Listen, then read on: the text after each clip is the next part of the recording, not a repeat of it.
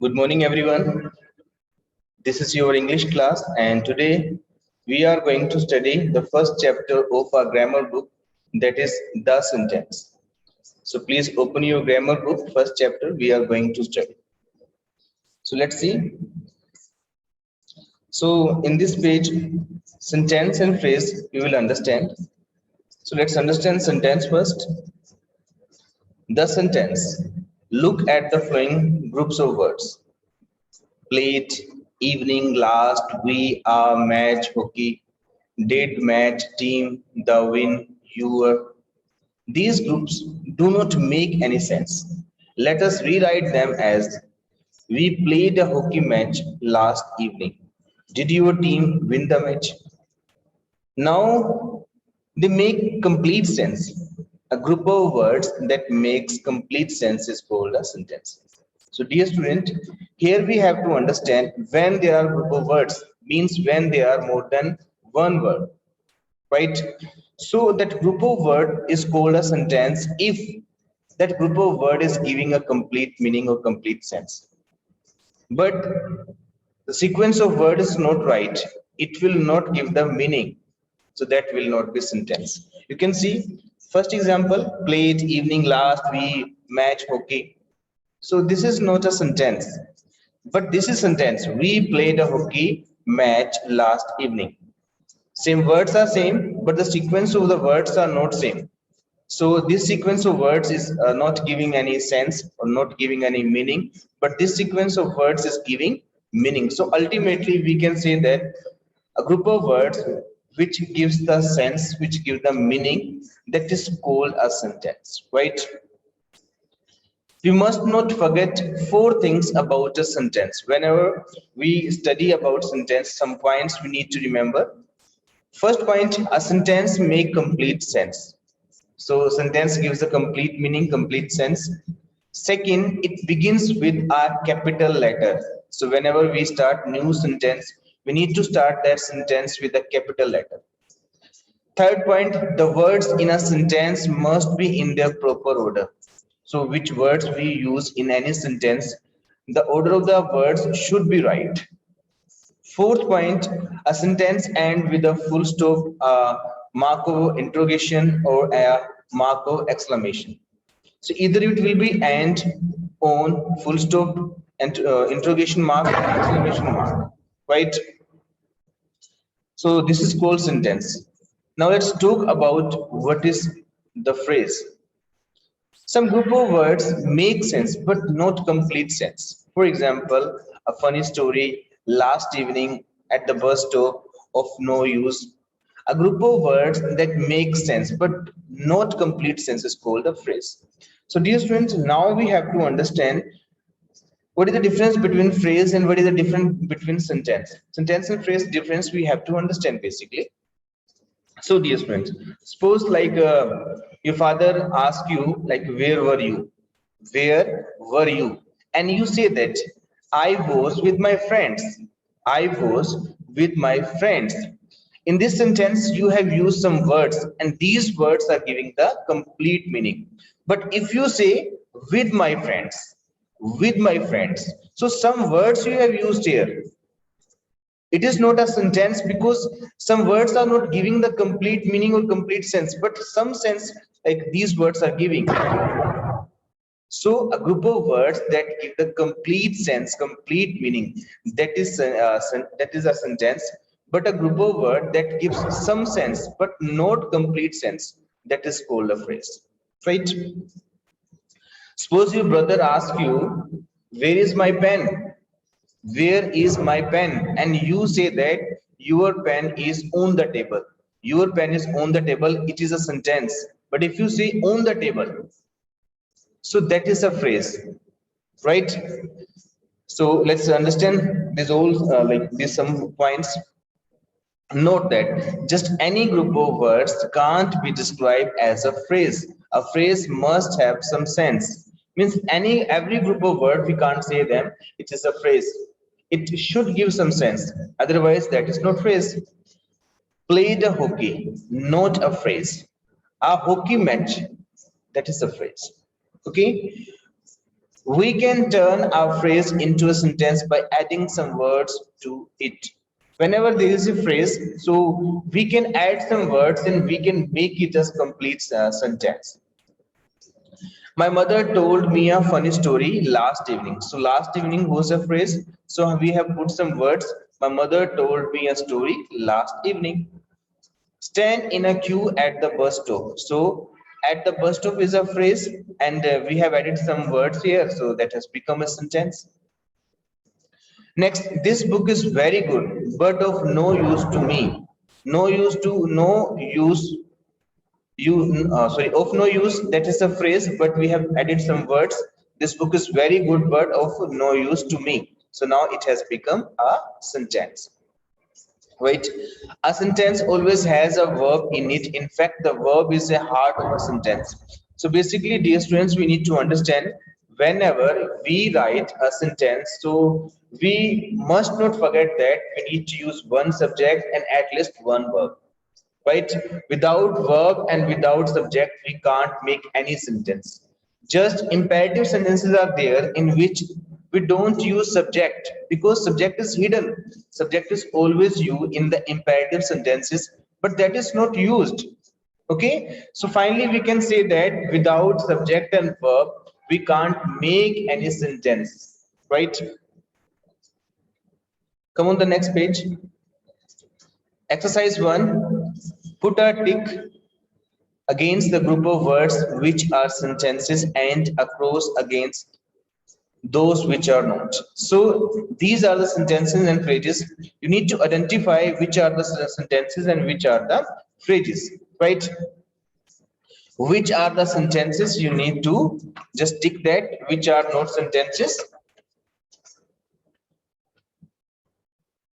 you need to cross that. Okay, so this exercise you have to do in your book and you will do it by yourself. One I can make you understand, one or two examples we can do, and rest of you will do. First is the students awareness about COVID-19. The students awareness about COVID-19. This is not a sentence because subject is written there, but there is no verb, and without subject and verb we can't make sentence except imperative sentences. So we need to mark a clause.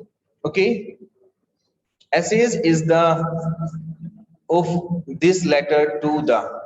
This is also not a sentence because subject is mentioned there and verb is also mentioned here, but sequence of word is not right. So this is not sentence. Third, this is the better of two essays, right? This is a sentence. Why? Because subject is written there and verb and rest of part is written there. So that is a sentence. So here we need to take. So in this way, you need to identify that these sentences are sentences or not. Okay. Come on, the second exercise. Make sentences using the flowing phrases. You need to make sentences and you have to use these phrases. One or two I will let you know and rest of you have to do. First is that full of useful information. So this is a phrase. We need to make this phrase into a sentence. So we can write here, this news is, or like we can, this piece of news is full of useful information. Second, ups and downs of life. We can say, I have seen many ups and downs of life. In a hurry, I was in a hurry. Right, so this exercise you have to do in your notebook. So dear student, please keep writing. Right here, b means you have to do this exercise in your book with the pencil, and second exercise you have to do in your notebook. Right, in the notebook you have to do this exercise with the pen. First exercise which you have to do in your book, you have to do with pencil, and second exercise, this exercise you have to do in your notebook. So this exercise you will do with the pen. Come on, the C part, parts of a sentence. A sentence is made up of two parts, subject and predicate. Right, subject and predicate. The part of sentence which names with what the sentence is about, and predicate the part of sentence which says something about the subject. For example, all the player contributed to the victory of the team. This is subject and this is predicate. So dear student, here we have to understand about the subject and predicate. These two parts are very essential part of any sentence. So let's talk about what is the subject. So about whom and what we talk in a sentence. About whom and what we talk in a sentence, that is subject. And what we talk about the subject, that is predicate. Okay, suppose I say fan is going on, fan is going on, so we are talking about the fan. So the fan is subject and rest of part means what we are talking about the fan, that is predicate. Is going on, that part is predicate, right? Suppose I say that a bus is coming, a bus is coming, so we are talking about the sorry, a bus. So a bus is a subject and is coming, this part is predicate, right? Because about whom and what we talk in a sentence, that is subject, and what we talk in a sentence, that is predicate, right? Subject and predicate. The subject of a sentence usually comes first, but occasionally it may be placed after the predicate. But usually, dear students, what happens, usually we use subject first in the sentence, but sometimes it comes in the last of the sentence. Some examples are written here, see these examples. For example, in the heart of the forest lived a saint. So this part has, this is a subject, and this part is predicate, but subject has come in the last, right? The verb is an essential part of a predicate. In an imperative sentence, the subject is always you, but it is implied and not stated. So I have told you about this. In the imperative sentence, subject is always you, because without subject we can't make any sentence. But that is hidden. Hidden means that is not written or spoken. Okay, but subject is always you. For example, sit down. So I am saying to you, you sit down. Okay, but in English we can't write it and we can't say it. So directly we say sit down. Open your books at page 28. So I'm saying to you, you are subject. You are going to follow that order. So in the imperative sentence, always remember, we do not write or speak the subject, but subject is always you. That is hidden. Okay, now please come on the exercise number 3. Draw one line under the subject and two lines under the predicate. So this exercise, dear student, you have to do in your book. So write here B. B means you have to do in your book. So you have to do which is the subject under this that word or under those words. You need to just underline one line. You have to put there, and which part is predicate. You need to put two lines, right? Several herbs plants grow in our kitchen garden have great medicinal properties. So what is the subject here? Subject is several herbal plants grown in our kitchen garden. So this part is subject and rest of part is predicate. Why? Because we are talking about this part. Okay, and this part is what we are talking about. Next, Tulsi is one of them. Tulsi is subject and rest of part is predicate. Eat a couple of tulsi leaves every day to remain healthy. So this rest exercise you have to do by yourself. Okay. Now let's come on the kinds of sentences. Sentences are of four kinds. So here we need to understand the types of sentences. First type is assertive or declarative. Interrogative sentence, then imperative, then exclamatory. So let's talk about assertive or declarative sentences. In these type of sentences, just we give any statement. That statement either can be affirmative, or we can say positive or negative. Suppose I say that you are my students. So I'm giving a statement, and if I say you are not my students, the same I'm declaring something, I'm giving a statement. So whenever we declare something, either that's in positive way or in negative way, those type of sentences are called assertive or declarative, right? Interrogative, when we put some question, are you my students? Who are my students? So in these sentences, I'm putting questions. So these are the interrogative sentences. Next, imperative sentences, as I have told, in which we command, instruct, advise, or request. Okay, means I say someone to do something. Suppose I say, please come here, please stand up, study accurately, nicely, come fast. So these all the sentences are imperative sentences. Exclamatory, in which we express a strong feeling. Those sentences are called exclamatory sentences.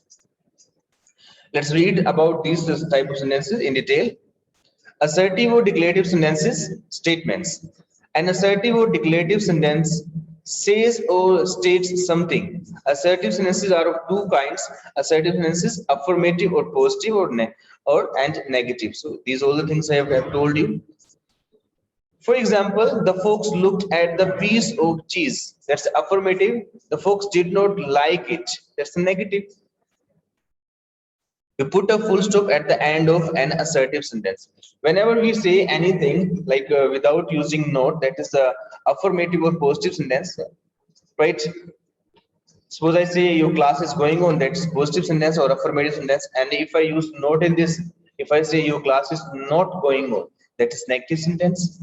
Okay. In the end of the affirmative or positive or negative sentence, always we put full stop. Next, interrogative sentence, questions. An interrogative sentence asks a question. Interrogative sentences are also of two kinds. Interrogative sentence, yes or no question, WH question, right? For example, do you like stories? What kind of stories do you like? So dear students, here we have to understand two type of interrogative sentences are there. One is yes or no question, second WH word question, WH words. So suppose in of which question I can give the answer either in yes or no. That is yes no question. Suppose I say that do you study? So we can say yes, and we can say also no. Okay, according to our condition. So if I say, do you go to school? So you can say yes, or you can say no. But if I say, where do you go? So you can't say yes or no. You need to tell me that place name. Okay, in which we can't say yes or no. Those are called WH question. And in which we can say yes or no. Those are called yes no question sentences. Right? Do you like stories? This is a yes no question. What kind of stories do you like? That is WH question, right? Sentence one above is a yes or no question. It means that this kind of question can be answered in yes or no. Such a question begins with an auxiliary verb. In sentence one above, do is an auxiliary verb. Sentence two begins with a question word. What sentence? Since most of question words, what, when, where, who, whose, whom, why begin with WH question. Such questions are often referred to as WH question. These questions can't be answered in yes or no. Some statement has to be made to answer them. Okay. So same I have told you. WH words, these are like question words. If we mix a question sentence with these words, so in this we need to give some statement. We can't give the answer with yes or no. They have gone away. That's a statement. Have they gone away? That's a question, right? So whenever this one, second thing we need to remember, whenever we put question. So what change we do that is helping verb means auxiliary verb. Always we put before the subject. Suppose I make one statement, you are my students. So if I need to make question, so helping verb or auxiliary verb I will put before the subject. I will say that are you my students? Same way we have done in this, they have gone away. So when we are going to put the question, so we will say have they gone away. So by that using helping verb or auxiliary verb before the subject, we can understand someone is putting question or we are putting question. Second point, two things to remember about an interrogative sentence. And in an interrogative sentence, we put the auxiliary verb before the subject. We put a mark of interrogation at the end of the interrogative sentence. So second point we need to remember whenever we are going to make question sentence. So we need to use helping verb or auxiliary verb before the subject. Second point we need to remember, in the end of the sentence of interrogative, we need to put the interrogation mark, right? This is interrogation mark. WH questions. WH question can begin with interrogative pronouns, interrogative adjectives, and interrogative adverbs. So these words are pronouns also, adjectives also, adverbs also. Who, whose, whom, what, which. These are pronouns. And what, color, which child, whose turn. These are the adjectives. And when, where, why, how long, how far, how often, how soon. These are the interrogative adverbs, right? Interrogative pronouns. Who, whose, whom apply only to persons. So whenever we use who, whom, or who, whose, or whom. So these pronouns, these WH words, we should use for the human beings, means for the persons. Like who has taken my pen? uh, Shuchi has taken it. Whose is this book? It is Shuchi's book. Whom do you want to meet? I want to meet Anju. So dear students, here we have to understand, whenever we are going to ask like about the subject, so we need to use who. Whenever we need to ask about the object, and we need to use whom. Okay, and whenever we need to come to know who is the owner of something, so in that case we need to use whose. Okay, who is used as a subject, whom is used as an object. This thing I have told you. Who invited you? So we are talking about the subject who has done the work of like giving the invitation. Whom are you inviting? So whom we have used here for the object. So when we don't know about the object, so come to know about the object, we use whom. But when we have to know about the subject, we should use who. Right, next page. However, these days in the informal conversation, it is common to use who instead of whom. Whom do you want to talk to? Who do you want to talk to? So, dear students, in this point, this has been declared that instead of whom, you can use who also. Suppose if I say that, whom do you want to meet? And I want to talk about the object. Instead of whom, you can use who. Like you can say, who do you want to talk? Right? Or who do you want to meet? So I want to say that instead of whom, you can use who, but always remember, instead of who, you can't use whom. Okay, whenever you have to know about the subject, come what may, you have to use only who. But whenever you have to know about the object, for knowing the object, we should use whom. But instead of using whom, we can use who for come to know about the object. Remember this point. Next point, both the sentences given above are now expected as accepted as correct. The first one is more formal in written English. We prefer this form. Sorry. The second one is informal in spoken English. We often use this form. So, dear students, now this thing has been cleared that, so in our talk, when we are talking with someone, so we can use who instead of whom. But whenever we are going to write the formal English, we are going to use the formal English. So there we need to remember that we need to use whom, right?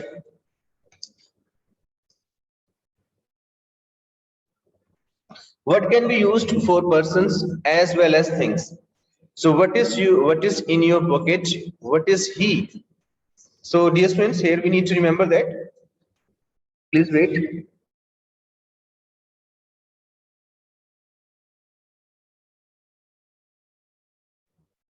Okay. So what word we can use for the persons and for things also? Like I can say, what is in your pocket? My handkerchief, that is a thing. What is he? He is a teacher. So we can use what for the person also.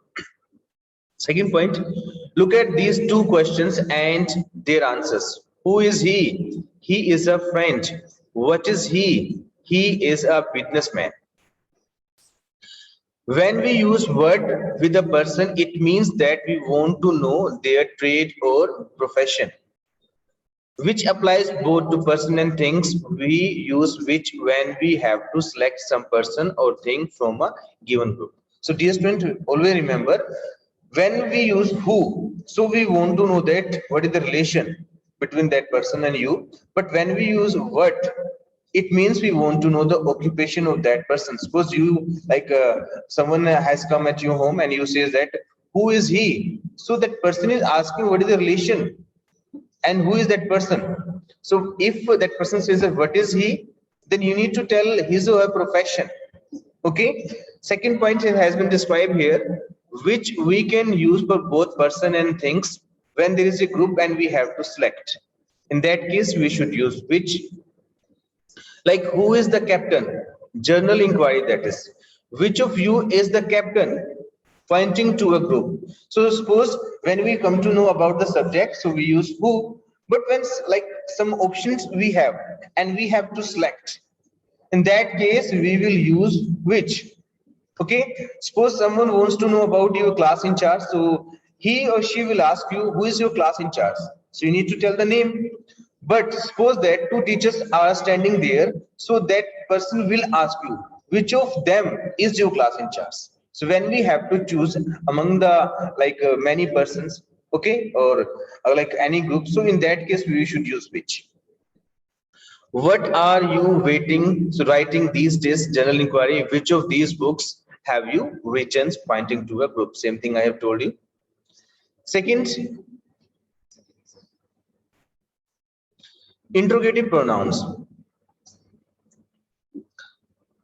Who, whose, whom, any person, what, which person, as well as things. Who used as subject, whom as used as object. Same thing I have told you. Who, whose, and whom we can use for persons.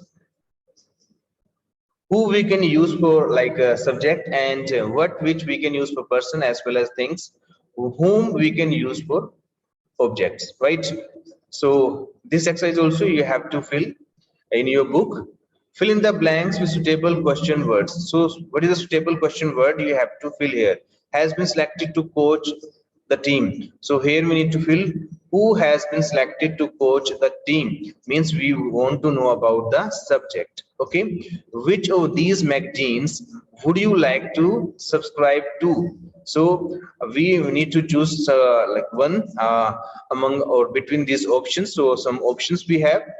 So which of these magazines we have in option? So in this case, we need to use which. So rest of you will do, and soon I will send the answer key and you can match your answers. Okay. So now, dear students, it's a time of taking your questions. If you want to know any question regarding today's class, please